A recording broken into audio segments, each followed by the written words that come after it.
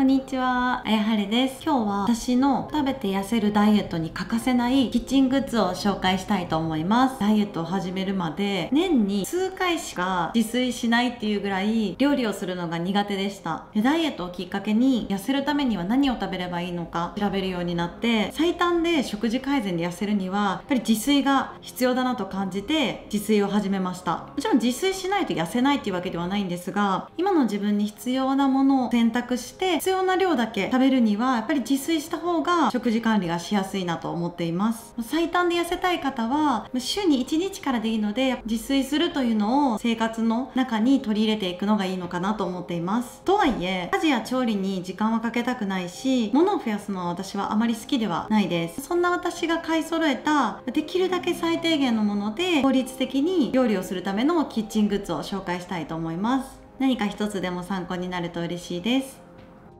初めて私の動画を見てくださる方に簡単に自己紹介させてください。以前から動画を見てくださっている方は概要欄からスキップしてください。私は約1年半前にダイエットを決意し、運動せずに食事改善のみで2ヶ月で10キロ減量しました。1年半経った今も体重をキープしています。今回の動画は私のキッチングッズの紹介がメインとなるので、私の基本的なダイエット方法に関してはこちらの動画をご参考いただけると嬉しいです。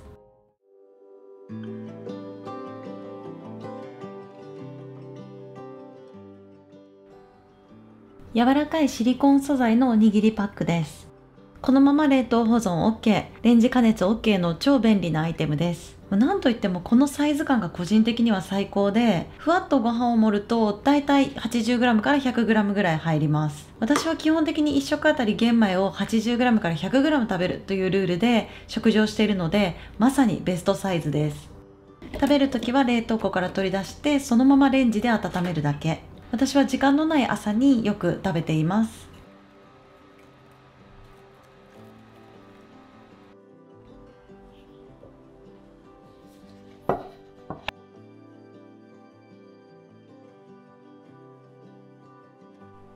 カッティングボードで一番大事なのが重さだと思っていて、軽すぎると机で滑るし、重すぎると洗うのが大変になってしまいます。このまな板は重さ 800g のちょうどいい重さで安定感があります。この深みのある風合いの木目も気に入っています。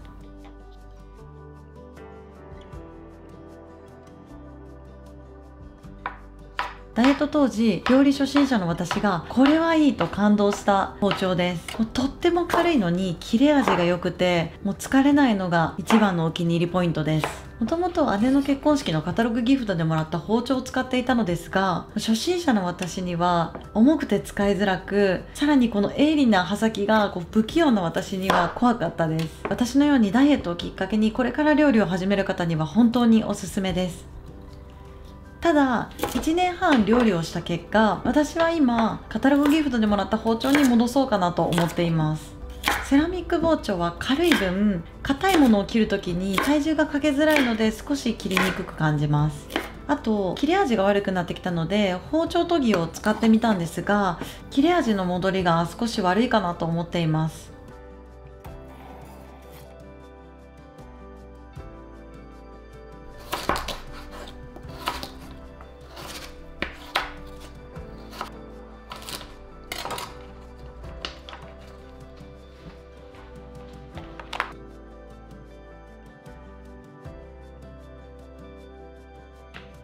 とにかく時短して料理を作りたい私に食材の冷凍保存は欠かせません。このスタッシャーのシリコンバッグのいいところは、丈夫で何度も繰り返し使える上に洗いやすくて清潔に保てること。もう1年以上使っていますが、購入当時と全く変わらず使用することができています。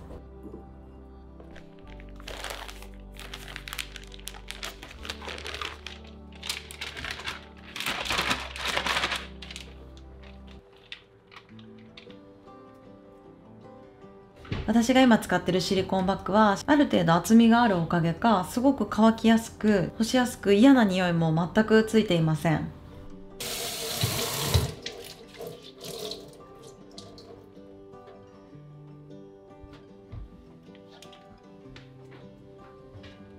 シリコン素材なのでこのままレンジ加熱したり湯煎調理で鍋にそのまま入れても OK です。プチプチプチっと押して閉める口のジップはしっかり密閉してくれるので液体を入れても安心です。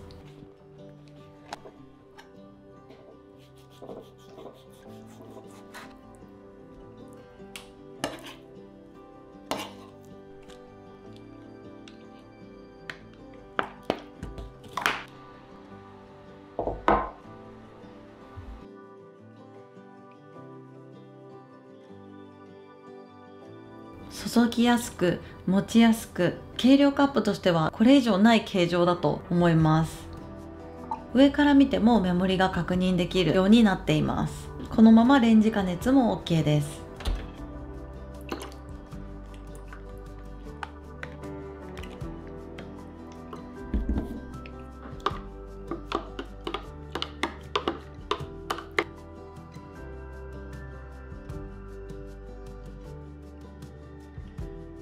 調味料を詰め替える作業は無駄だと思っていたのですが、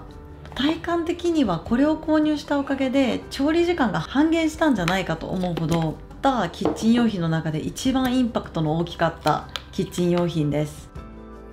私はダイエットを機に調味料を目分量で入れるのをやめて、きちんと計量して使うようになりました。調味料を使う時は毎回調味料の袋を開けて計量スプーンで測って使っていました。このマーナの調味料ポットは付属の小さじスプーンがついています。中にはすり切り板がついているので、すり切り板を使えば正確な分量ですくうことができます。さらにこのすり切り板のおかげでスプーンが埋もれないように工夫されています。蓋にはゴムパッキンがついているのでしっかり密閉して湿気を防いでくれています。私はスリムタイプを4つ購入して使っています。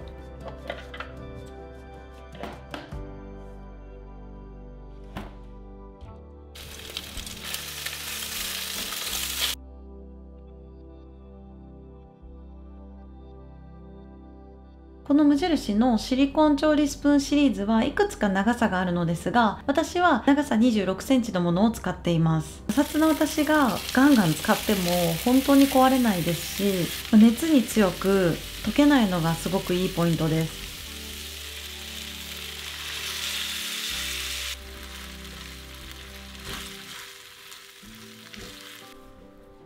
スプーン先が柔らかくなっているのでタレまで綺麗にすくえます。綺麗にすくうことで洗い物もとっても楽になるので、本当に便利なアイテムだなと思っています。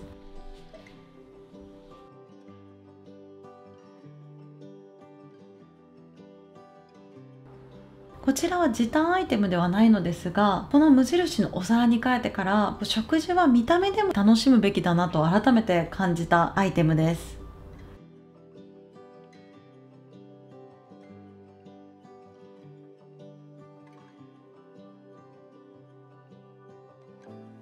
特に和食を黒い器にのせるとすごく映えるので、目でも食事が楽しめるというのはすごくいいなと思っています。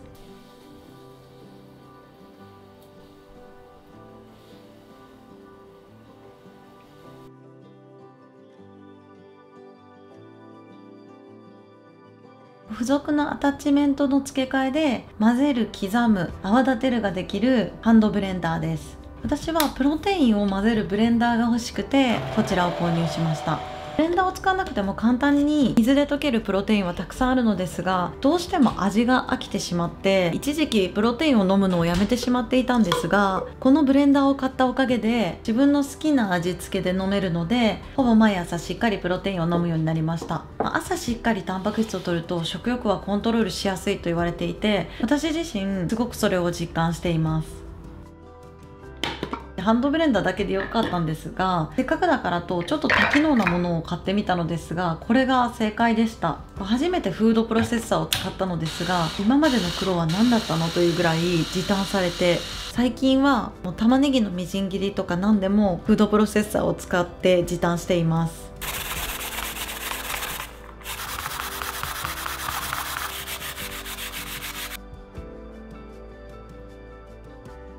ただ私自身ハンドブレンダーというものを初めて購入して使ってるので、ちょっと他社製品と比べて一番いいかわからないんですが、この多機能さで十分使えているので、コスパはかなりいい商品なのかなと思っています。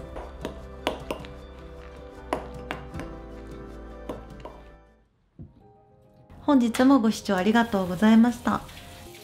動画をきっかけにより効率よく料理するためにキッチン用品を見直したり、自炊が楽になるヒントがあれば嬉しいです。